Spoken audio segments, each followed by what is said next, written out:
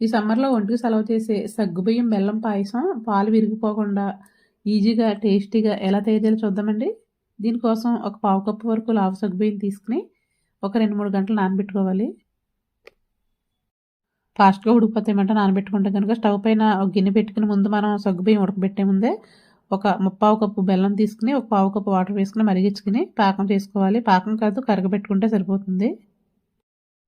వడపోసుకొని పక్కన పెట్టేసుకుందాం. ఇప్పుడు స్టవ్ పైన ఒక మూకుడు పెట్టుకొని, ఒక స్పూన్ నెయ్యి వేసుకొని, కొన్ని కిస్మిస్, జీడిపప్పు వేయించుకొని, తర్వాత అవి తీసేసిన తర్వాత ఒక గ్లాసు వాటర్, ఒక గ్లాసు పాలు వేసేసుకొని మరిగించుకోవాలి.